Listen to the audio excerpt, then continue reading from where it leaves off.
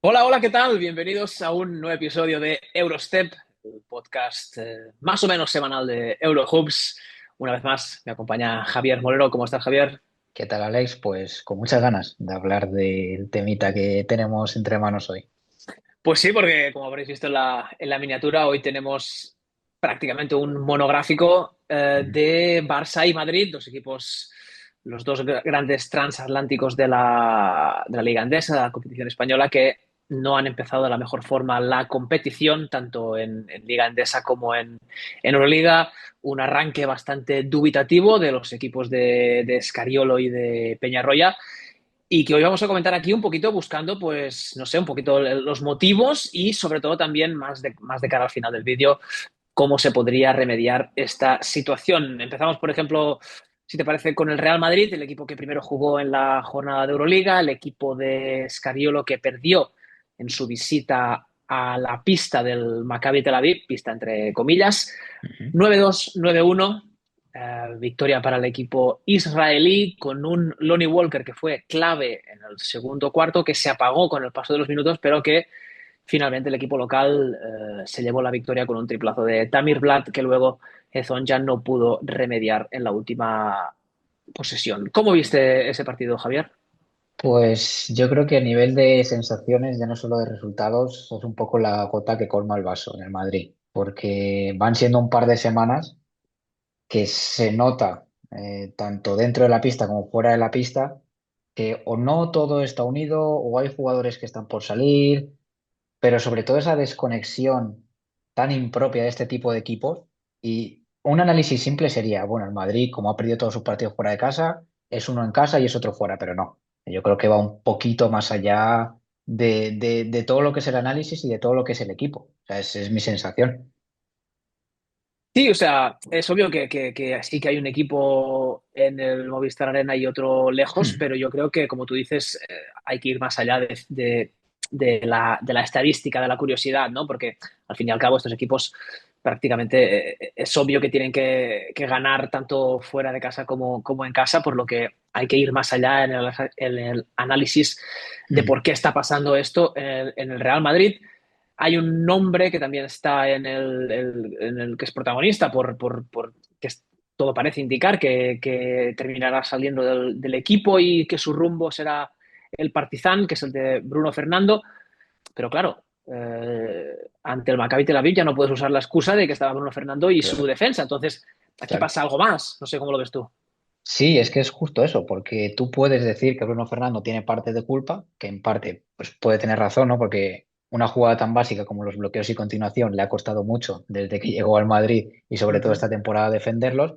Se nota que con Usman Garuba es otra cosa en pista, pero ese análisis de ir más allá es que en casa el Madrid contra Partizan también va ganando de 15 casi 20 puntos y se acercan a 2 puntos. Contra el Sí, San sí, sí. Pablo Burgos iban ganando de 15 20 puntos y se pone por delante de San Pablo Burgos. Entonces, ya no es un problema de que juegues en casa o fuera. Sí que es cierto que fuera a lo mejor con el apoyo de la afición al equipo local, como se vio en Belgrado contra Estrella Roja, pues te puedes ir un poco del partido. Pero es que en tu propia casa también. Entonces, es un problema, ya no sé si defensivo, ya no sé si de roles. Sí que es cierto que en ataque hemos visto un apagón del Facu Campazo durante esta Ujú. semana que es importante porque al final es el jugador que mueve todo. Y aunque Maledón lleve poco tiempo e intente moverlo, todavía no tienen esa adaptación que ha tenido el Facu. Y sin Tavares en pista, también lo dijo Scariolo, se intenta tener un más menos positivo. Esas fueron sus palabras. Entonces, te da esa sensación de decir, ¿el Madrid pende de un hilo de dos o tres jugadores? ¿O qué pasa en el equipo? Bueno, has mencionado tú dos pilares, obviamente, como son Campazo y Tavares, pero si algo de bueno, algo de positivo, algún brote verde hay de esta temporada, yo creo que son las incorporaciones. Sí. Creo que tanto Chuma Okeke como Trey Lyles han empezado a un gran nivel, casi sin periodo de adaptación. Dos jugadores que vienen de la NBA, probablemente Trey Lyles incluso un poquito más importante que Chuma Okeke porque tuvo buenos minutos en los Sacramento Kings, Ujú. pero que yo creo que ya, sobre todo el caso de Lyles, el caso del canadiense, es ya uno de los grandes referentes del equipo, firmó un gran partido ante el Maccabi. ¿Cómo estás viendo tú la adaptación y el papel de estos dos jugadores en el equipo de Scariolo? por contexto, Lyles ya es uno de los faros ofensivos y Ujú, se le pedía serlo ese mini periodo de adaptación que tienen los jugadores NBA, pero es que él es un jugador con muchos recursos, con buen cuerpo, que sabe lo que hacer, no es un jugador para nada egoísta y creo que ha tomado bien ese rol de líder, porque sí que es cierto que Chuma Okeke es otro tipo de jugador, es muy buen defensor, te mete un par de triples, rebotea muy bien, pero no tiene la capacidad de decidirte partidos como si lo tiene Lais. Entonces, si el Madrid no encuentra puntos en el Facu, en Tavares, Gezón ya sí que tuvo buen partido contra Maccabi, pero tampoco está teniendo un buen inicio de temporada. Al final son ujú. otros los que tienen que salir y aupar al equipo, por así decirlo. Y creo que es un poco raro que tenga que ser la incorporación que lleva unos meses en el Madrid y no los pesos pesados, entre comillas, del equipo. Bueno, el Real Madrid ha empezado la Liga Andesa bastante solventemente. En Euroliga el balance es de 3-3. Mismo balance que tiene el Barça, nuestro coprotagonista del episodio de hoy, pero yo creo que las sensaciones son incluso peores en el conjunto azulgrana, sobre todo después de lo que se vivió el jueves, derrota 7-3, 8-8 ante el Žalgiris Kaunas, un partido en el que el conjunto lituano dominó absolutamente de principio a fin. Creo que la distancia es incluso menor que la que se vio durante los 40 minutos. Un equipo, el Barça, que firmó uno de esos partidos en los que ya te das cuenta desde el salto inicial que la cosa no va bien, porque hasta incluso Kevin Panther vio como su récord, su racha de tiros libres se rompió. O sea, fue una noche terrible en el Palau. Ujú. Ese fue mi titular, creo, en el artículo de Sí. Eurohoops. O sea, creo que todo lo malo que pasó podía pasar. Creo que todos los equipos tienen uno o dos partidos de estos en la temporada. Creo que tampoco hay que focalizar mucho en ese partido porque en la Euroliga todo el mundo puede ganar a cualquier equipo, sea en casa o en fuera. Pero es obvio que el equipo de Peñarroya no ha empezado bien la temporada. Más derrotas que victorias. Balance de 1-2 en la Liga Andesa. ¿Cómo ves tú al conjunto azulgrana? Yo es que veo chispazos que han ido bien. Por ejemplo, Sengelia, el último cuarto en Málaga contra Unicaja, muy bien. Clyburn empezó muy bien. Panther, creo que fue, sí, fue contra Valencia en Euroliga, también muy bien. Sí. Pero si esos chispazos no están, me da la sensación, pasa parecido con el Madrid, pero quizá incluso más, de que hay piezas separadas, hay buenos defensores, Juan y Marcos cada vez lo está haciendo mejor, Sí, pero si no tiene el partido Clyburn, que metió 0 puntos, ¿no? sí, sí, 0-0. Estuvo pocos minutos, pues el Barça quizá no tiene más para jugar contra los grandes equipos. No, no sé cómo lo ves tú, pero esa es mi A mí, sensación. a mí lo que me preocupa es, bueno, primero de todo, hay una cosa del Barça que ya la tenía el año pasado y incluso hace dos con Rossi Grimau, que es un equipo que es capaz de perder contra el Lleida en el Palau y ganar en el Lovaca. Esto está clarísimo, esto ya lo sabe todo el mundo pero yo, por ejemplo, hablando con los jugadores en el vestuario y también en la rueda de prensa después con Peñarroya, todo el mundo hablaba de la solidez, ¿no? De que hay que encontrar esa regularidad, hay que encontrar ese ser capaces de no depender de los chispazos, como tú decías, de Kevin Panther, de Will Clyburn. O sea, el Barça tiene tiene que encontrar la forma de que los puntos lleguen de forma constante y no simplemente dándosela al norteamericano de turno o a Schengen en el poste bajo para que se ganen los 2 puntos de la forma que buenamente pueda. Sí que obviamente tiene un poquito de asterisco todo esto porque hubo la lesión de la Provitola, hubo la lesión de Brizuela, que tampoco jugó ante el Žalgiris, pero igualmente con la llegada de estos dos exteriores, creo que tampoco las cosas habrían mejorado mucho porque, como tú dices, es un equipo que vive de chispazos bueno, pues que todavía no ha encontrado esa regularidad en la creación de juego, ¿no? Porque además, las sensaciones a nivel anímico o incluso de energía, de entrega de los jugadores, no eran las mejores, pero yo creo que son consecuencia, esa desidia que mucha gente criticó en el Palau, creo que es una consecuencia del mal juego en ataque, sobre todo, porque la defensa sí que fue el gran punto negro, el agujero negro del Barça en el arranque de temporada, pero los últimos partidos en defensa del Barça han sido mejores, ya no está recibiendo más Sí. de 100 puntos por partido. Entonces, creo que esa desidia, esa poca intensidad viene dada por un mal juego en ataque, sobre todo. Ujú. Es que yo creo que el único partido que el Barça ha sido solvente a los 40 minutos fue contra Maccabi, fuera, que desde el principio impuso su ritmo y Sí. desde el principio fue bien porque sí que es cierto que contra Unicaja en Málaga también lo hizo bien, era un partido difícil, pero hemos visto esos minutos en el Oaca, hemos visto esos minutos Ujú. que te dan la vuelta al partido. Entonces tiene que encontrar esa solvencia de principio a final para ganar los partidos, porque tienes a Panther, tienes a Clyburn, tienes a Senghelia, pero va a haber un momento que estés 15 abajo y aunque ellos empiecen a meter canastas, no vas a llegar a remontar. Yo creo que incluso perdiéndose el año pasado entero, el Barça echa mucho de menos a un jugador como la Provítora, porque Ujú. ya Sí. no es solo por puntos, Sí, sino la por generación claro, claro, claro, te genera por ese muchísimo ritmo. juego. Sí. Claro, claro. Es justo ese ritmo en Es que estático, yo, ese ritmo ofensivo, lo echa mucho de menos, incluso sin haber estado un año sin él.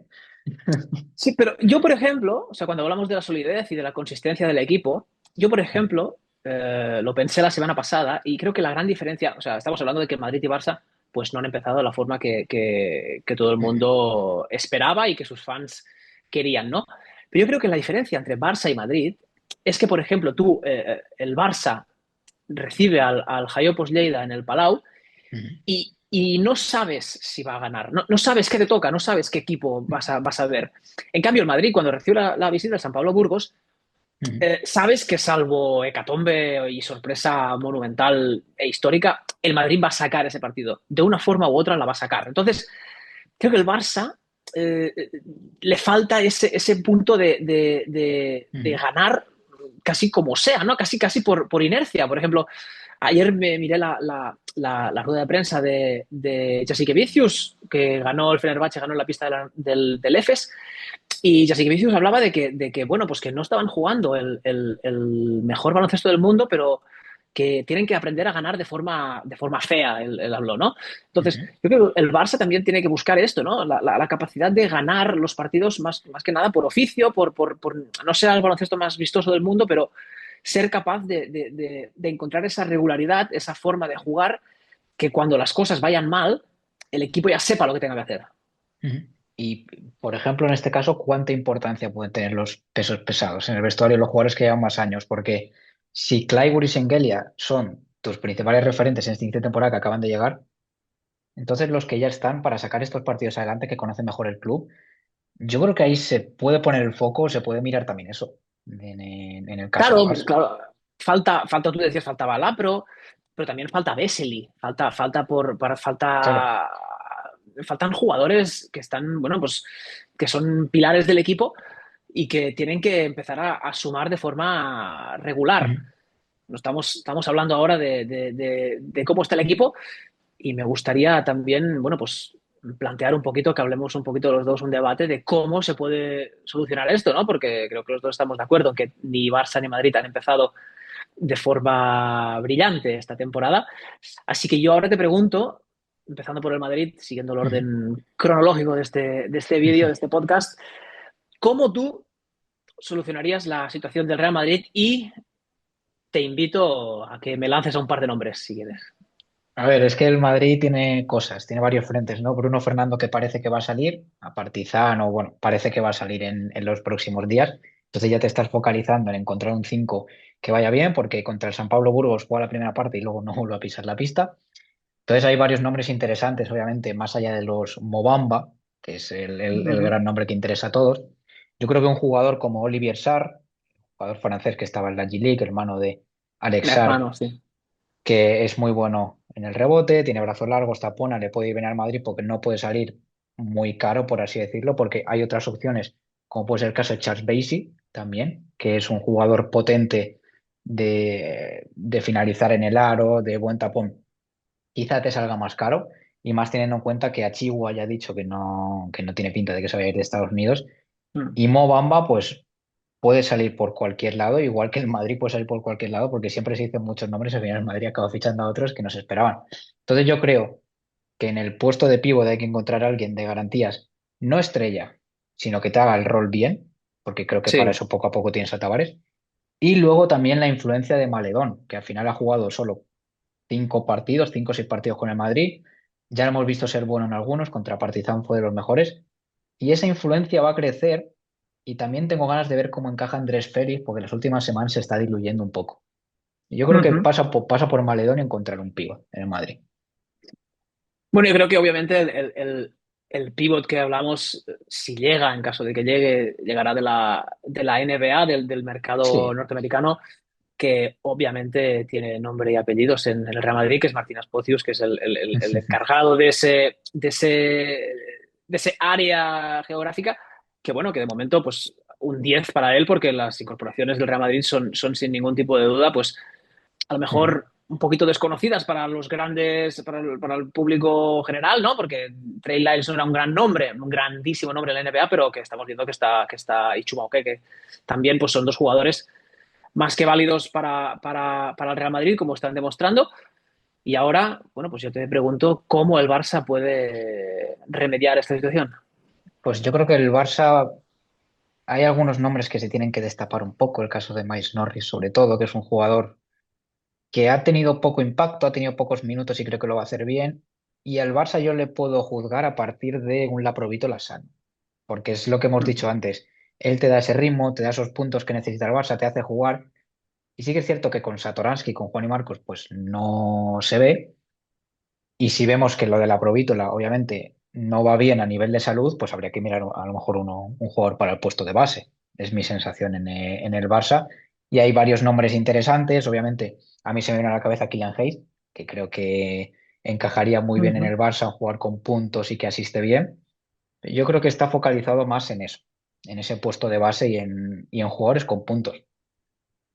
Sí, yo creo que también estoy de acuerdo contigo, que creo que si el Barça tiene que reforzar una posición, sea la del base. Sí, Tampoco, sí, sí. tampoco es una gran novedad en el Barça tampoco, ¿eh? Que la posición de base sea la más tocada, porque obviamente Juan Núñez pues seguirá siendo baja para prácticamente toda la temporada. El Satoransky suma mucho en defensa y es un jugador que yo creo que da mucho más que lo que las Ujú. estadísticas dicen, pero que obviamente no es el jugador más generador o más capaz de liderar el equipo desde el ritmo ofensivo. Juan y Marcos está jugando, como tú decías, cada vez mejor, pero creo que todavía le queda mucho para ser un, un, Claro. un pilar del equipo y lo hemos visto sufrir un poco con defensas apretadas y el nivel físico de la Euroliga, Ujú. por lo que yo creo que sí que el Barça está esperando a la Provitola y si no llega el argentino o vuelve a haber otro problema de lesiones, yo creo que sí que el Barça tendría que mirar al mercado para reforzar la posición de base porque básicamente porque las demás están ya más que cubiertas con los Sí. fichajes, ¿no? Estamos hablando de que Will Clyburn ha empezado a un gran nivel, Schengele ha empezado a un gran nivel, hay overbooking en la posición de pivot porque está Billy, está Vesely, está incluso ahora Keita que ha adelantado Ujú. a ¿Cierto? Fall en la rotación. Entonces, bueno, yo creo que los refuerzos del Barça, la mejoría del Barça pasa porque los jugadores empiecen a remar todos en la misma dirección, que Ujú. los tocados se recuperen y que encuentren un poquito esta regularidad. No sé cómo lo ves tú. Sí, lo bueno de la Provítola es que en el caso de que llegue un base más organizador te puede hacer de dos. A ver, la Provítola lo hemos visto Ujú. muchas veces con Satoransky y creo que por él no pasa el problema. Me faltaría, claro, en el Barça un jugador que organice, un jugador más de cabeza, más cerebral, porque si Juan Núñez, que ahora mismo no puedes contar con él y a corto plazo no puedes tenerle en tu rotación, yo empezaría a mirar, aunque sí que es cierto obviamente que hay pues problemas para encontrar jugadores que no sean extra y que puedan jugar en un Barça. No estamos Ujú. hablando de un Asbel, no estamos hablando de un equipo más de Eurocup o Champions, en un Barça, con lo que eso conlleva. Va a estar complicado ahí, va a estar complicado Sí, encontrar un sí, base, sí. un base decente.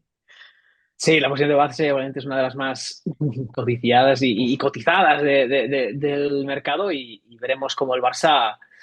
Bueno, Ujú. veremos si Barça-Madrid, porque ya se sabe que esto es baloncesto, la que ganas 5 partidos seguidos, el equipo es el mejor del mundo y candidato a Sí. todo, y no hace falta fichar, y cuando Y no se hay pierden tres problema ya. seguidos, y cuando hay tres perdidos, Escariolo dimisión, Peñarroya fuera y Es todo el mundo que fuera. Esto al final depende de los puntos y las victorias, parece obvio, pero siempre el equipo Ujú. está condicionado por ello. Javier Molero, muchas gracias por acompañarme, por acompañarnos en este último podcast. Veremos cómo está la situación en el Palau, porque hoy hay partido también. El equipo juega ante el Zalgiris. Hubo un pequeño conato de pañolada, Ujú. algunas miradas al palco. veremos si hoy el equipo gallego da la campanada y hurga un poquito más en la herida azulgrana. Javier, muchas gracias. Un placer, como siempre.